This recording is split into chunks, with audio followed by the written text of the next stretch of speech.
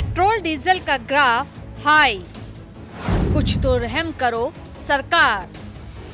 सरकार की excise duty के चलते पेट्रोल डीजल हुआ महंगा।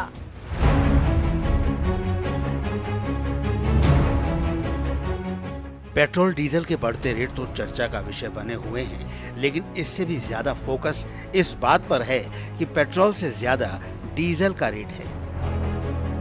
पहली बार ऐसा हुआ होगा कि डीजल की कीमत पेट्रोल से ज्यादा है।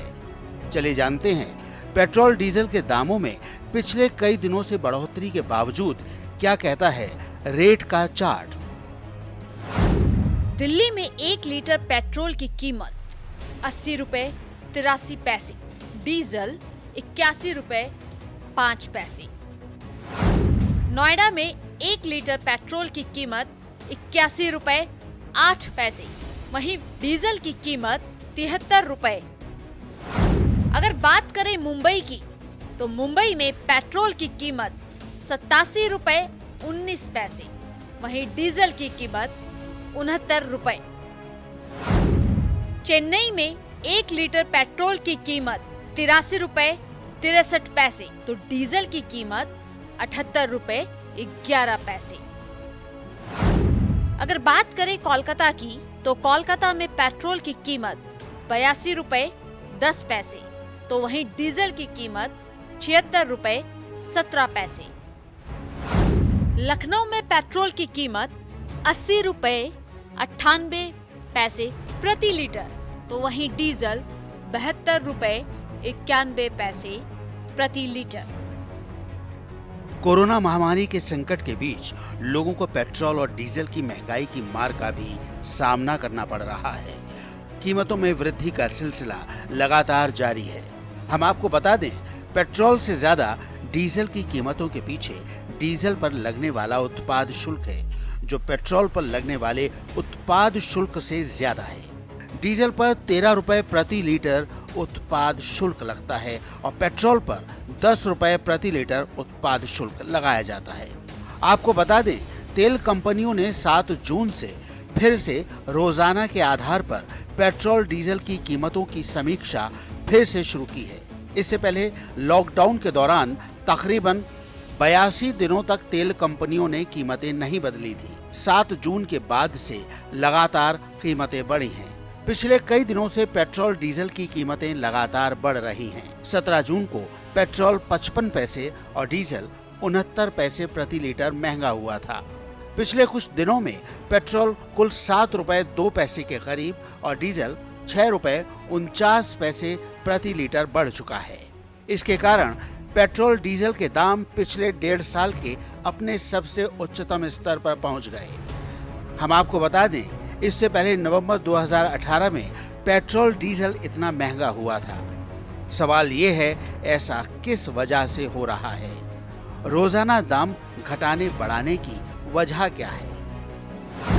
पहले पेट्रोल डीजल के दाम तय करने में सरकार की भूमिका रहती थी।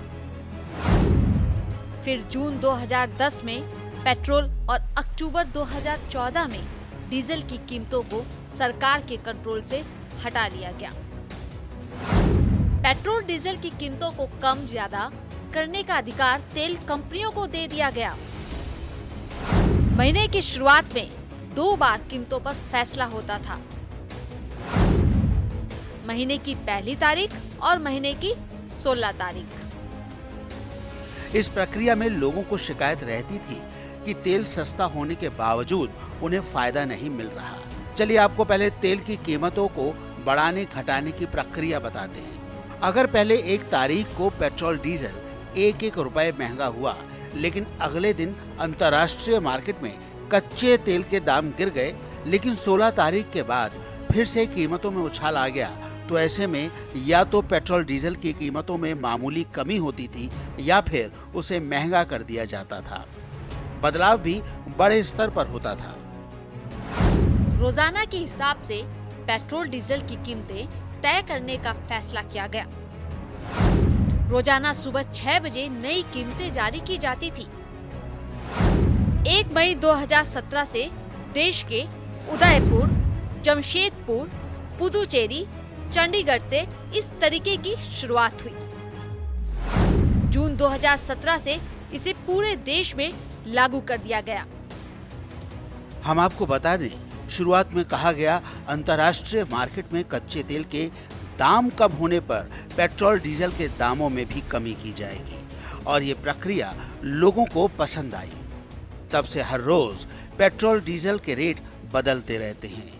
इसमें एक और बात छुपी है कि रोजाना भाव बदलने में कीमतों में कुछ पैसे ही मात्र घटते और बढ़ते हैं, जिससे पेट्रोल डीजल खरीदने वालों को महंगाई का झटका एकदम से नहीं लगता। एक्साइज ड्यूटी बढ़ाने से जनता को सीधा नुकसान नहीं होता, पर तेल कंपनियों से कम कीमतों का जो फायदा होता है वो नहीं मिल पाता, क्योंकि बाहर से आने वाला कच्चा तेल तो सस्ता हो गया, लेकिन कंपनी के जो पैसे बचते थे वो बढ़ी हुई एक्साइज ड्यूटी चुकाने में चले गए। ऐसे में पेट्रोल डीजल नहीं हो पाता सस्ता।